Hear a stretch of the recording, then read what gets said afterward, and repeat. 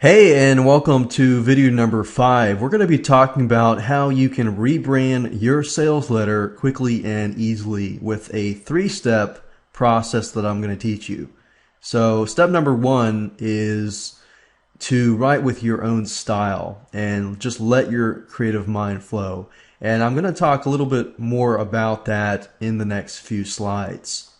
And step number 2 is don't worry about grammatical mistakes. I'm going to show you how you can find editors and proofreaders on Fiverr.com so that they can help you. So just write with your style and don't worry about grammatical mistakes. And step number 3, I'm going to actually show you how to use Composer, which is a WYSIWYG HTML editor tool. Basically, in short, it allows you to edit your HTML sales letters and very, very easily. So let me move on to step number 1 and talk about your style. What is your style? Basically, how do your customers know you as, or how do you write? That's the question that you should be asking yourself. The point here is that when you receive a sales letter or any type of written materials or anything like that, and let's say, for example, that you have an existing customer base, then when you write your sales letter, people will come to know you the way you write. And if they notice that the way you write is very, very different, then they will notice that. But the point here is to write with your style. Write the way you are comfortable with. You want to use benefits and keywords and things like that, but write the way that you write. Don't worry about, the way you should write. And what I'm trying to get here at is that don't worry about grammatical mistakes. Allow your creative mind to flow. And I know some of you are thinking, oh, I don't have any creativeness in my mind or anything like that. But you do. Many of you do. You might be left brain, right brain, and whatever. But the key here is just let your creative mind flow and rewrite that sales letter. I'm going to show you, I'm going to teach you how to do exactly that. Now, before you actually rewrite your sales letter, you want to look at some basic sales copywriting 101. And if you're really good at rewriting sales copy, then you probably could skip this step. However, I do want to provide as many resources as possible to make your life easy in terms of rewriting that sales letter. Now, one of the downsides of getting a private label rights product is not all the sales letters are created equal, and not all the sales letters are created well. So you want to make sure that it follows, the 12 steps with David Frey. And if not, then I would advise you to tweak that sales letter so that you can get higher conversions. Now, obviously, I don't want you to focus way too much time on this and, just sit there and not really launch the product. I want you to focus maybe about half an hour on this, and that's it, and then move on. So the 12-step process here, 12-step foolproof sales letter is great because it shows you, what you need to do. So 12 steps are to get attention, identify the problem, provide the solution, present your credentials if you have any. If you don't have any, that's fine. Show the benefits, give social proof, make your offer, inject scarcity, and so forth. Now, I know I got a limited amount of time with this right now, but I do want to give you the resources that you can use. So go on his blog, look over. He actually gives you some really good tips like headline templates, how to blank, or secrets of cat training revealed. Warning, don't even think about training your cat until you read this ebook this and that. Identify the problem, provide the solution, present your credentials, and so forth and so forth. So I wanted to provide you with that first before we actually begin to show you, how to go about rewriting the sales letter. So let me go over here and we'll begin to rewrite the sales letter. Let's see here. Now, some of you will receive the sales letter in HTML format, and then some of you will receive the sales letter in Word format, PDF format, whatever format it is. What I normally try to do, if it is in a web-based format like this, the first thing I want to do is, of course, rewrite it. Or if I can rewrite it, if it's really good already, I might tweak just parts of it. So what I want to do now is simply, if you look at the sales letter here, or the one that you have in front of you, whatever that is, the first thing you want to look at is headline. Does it have a subheadline? The introduction, stuff like that. So what I would normally do is, instead of editing the HTML directly,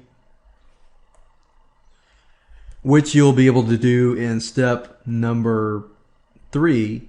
And however, in step number 1, my goal is simply just to get this in Notepad.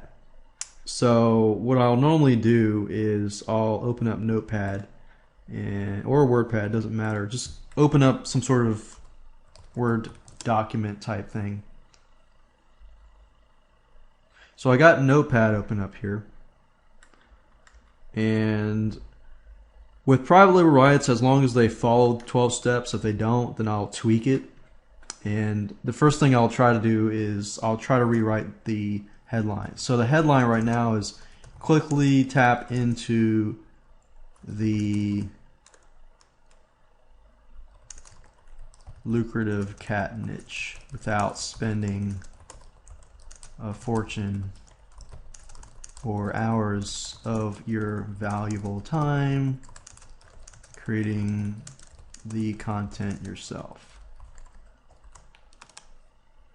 Now, obviously, in this case, the report is cat niche, but it is selling to people who want to resell the report kind of thing. So it's focused towards online publishers and online business resellers. So in that case, you could go to David Fry's system and just use some of his templates, like, okay, warning or secrets of, secrets of, people will always want to know secrets. I found that. I can definitely tell you that. Shortcuts, secrets, tricks, resources, stuff like that. So if I were wanting to rewrite this, I could say something like secrets of lucrative or profitable cat niche revealed.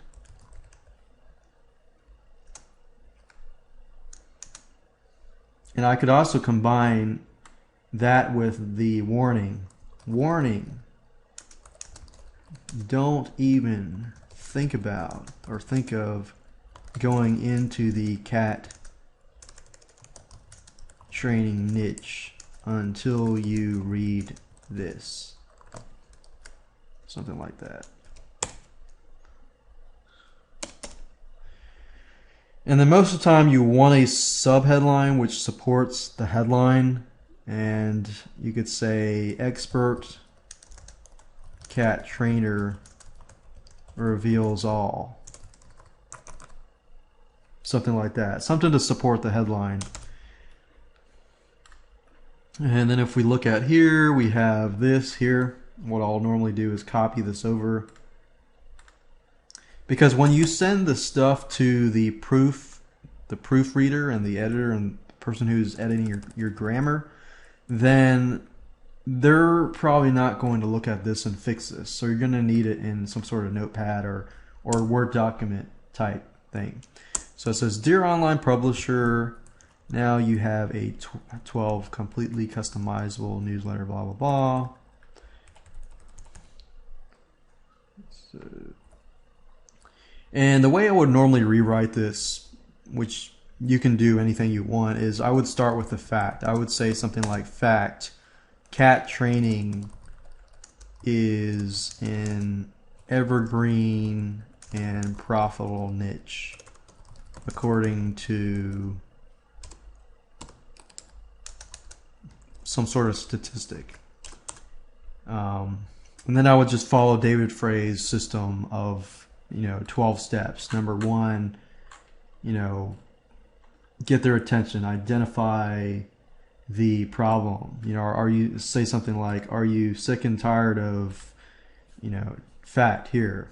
And so you got their attention, present a problem, and then solution. The solution would be your product, and then so forth and so forth. So this is basic sales copywriting 101. I don't want to go way too much into it because this could be a whole new different course, but you want to use that. You want to definitely follow his thing. You can also go on Google and type in copywriting keywords and just find like words and phrases, like 58 online copywriting power words. Power words is the keyword to finding like free gift, limited time, and just sprinkle a bunch of that stuff throughout your whole sales letter.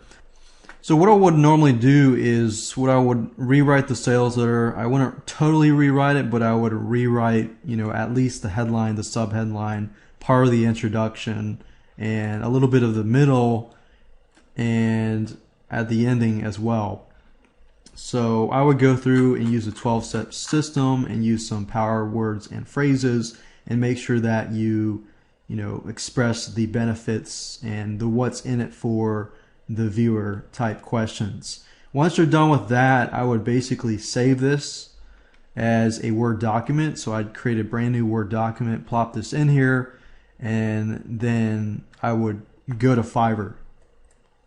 And then step number two, what I do after I write or rewrite the sales letter is I send it off to somebody to edit and proofread. I really don't have time to sit there and fix my grammatical mistakes. And with this process, I found that I don't run into writer's block. I'm able to pump out sales letters within an hour or two, simply because I don't care about proofreading. So what I want to do now is I want to go over to Fiverr.com and show you how to find proofreaders very, very quickly who can edit your sales letter just for $5 or $10 or whatever, depending on how many words you have. So let me go ahead and show you that. So I use Fiverr.com for all of my proofreading, in terms of proofreading documents and so forth. I love Fiverr. I've never had a bad experience. And the way I go about finding people to proofread my documents, I use several different people at different times. And I go to Fiverr, I go to the search section here, and just type in proofread. Then I click on rating, and then I look for, in this area specifically, people who will proofread anywhere from 1,500 words to 2,000 or 2,500, because that usually tells me, okay, these people are good at what they do. They can read fairly fast and pick up stuff fairly quickly. So I'll open these up and these up, and I'll often look for people that have top-rated sellers and different things like that. Another thing to look for is people who have this here, that's Express. That means that they will turn around, proofread your document within 24 hours and send that back to you. So I'll open these up, I'll send them a message and say, hey, are you still free? Whoever contacts me first, and I will usually analyze it that way, and then I'll go out and choose that person, unless I realize that they're in a different country. For example, this person's in the United Kingdom. I'll wait, and they have Express near them, so that tells me, okay, good, they're going to turn around within 24 hours. So this is the method that I use specifically. Number one, don't worry about grammatical mistakes. Get somebody else to do it. And number two, get somebody else to do it. So once that's done, they will normally send you a Word document with changes and stuff like that in it. So we're going to take that document, and I'm going to show you next how you can, add that to the actual sales letter web page. Now, once you're done with, you've received the document from the proofreader, you can take that and you can, just add that to Composer, to the HTML file using Composer. So I'm going to show you how to edit with Composer. First thing I want to do is show you how to download and install it, and basically where to do that. And then I'm going to show you how to edit the HTML sales letter using Composer. So let's go ahead and do that right now. Now I'm just going to use this as an example. Let's say that they've just sent me the sales letter document, and normally they will have like track changes enabled. So if you're in Microsoft Word and you see something like, let's see here, I'll show, click track changes, and you do something like, they delete this, and then you see marks and stuff and blah blah blah. In order to get rid of these track changes, you will need to accept the changes that are made. So what I would normally do to get rid of these track changes when I get, when I receive the document, and this is just to tell you what they did, what I would normally do is I click here, click on final, and click accept, and accept all changes in document. That way, as you can see, this is made. The changes are final, and then what I'll do from this point is I'll copy this to Notepad. And to do that, I'll just basically click Control A to select all, or of course you can go up here and select all as well. But press Control A to select all, or do whatever you need to select all of the text, and then I'll basically just copy that over to Notepad. And the reason being is when you transfer text from a Notepad to the HTML editing tool, then you get rid of all the code. But if you copy stuff from Word, a Microsoft Word document, to the web HTML editor, then it gets all funky and you get all these issues and stuff like that. So we'll go ahead and do that. So if I go to sales letter here, and let's say for example that I want to edit the sales letter, which is this file here. So what I will normally do is I'll go to sales letter, and I will open it up using a program called Composer. Now I do want to show you how to download Composer. If you go to Google, and it starts with a K, so it's Composer with a Z-E-R. So it's K-O-M-P-O-Z-E-R, and you click on this. So you go to Composer here, you click on download for Windows. Now if you do have a Macintosh, they do have that available. So you gotta go click on downloads here, and you'll be able to see that you can download in different languages in Windows, Macintosh, and in Linux. So just want to make that point there if you are using a Mac.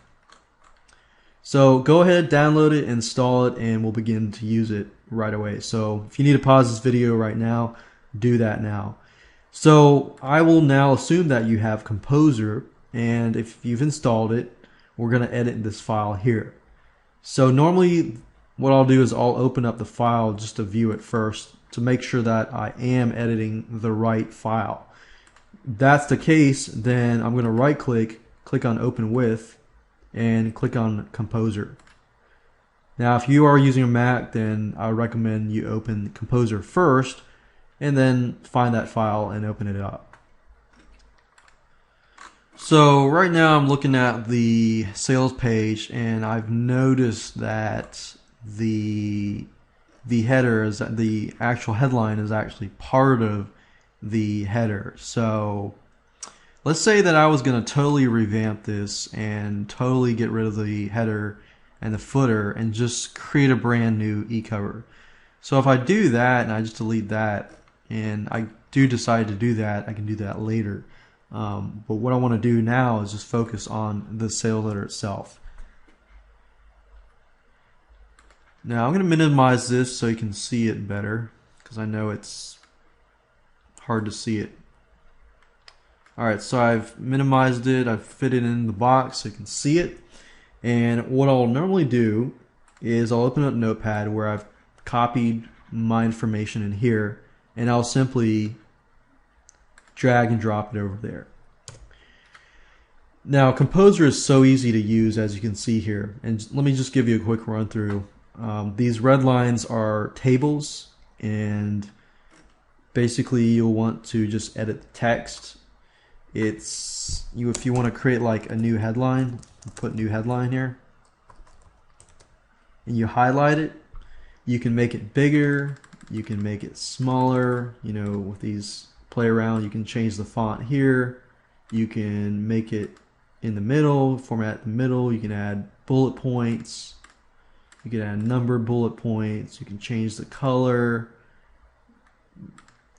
Dark red usually does. You can change the font, Courier, Times New Roman, you can change it back. You can add images,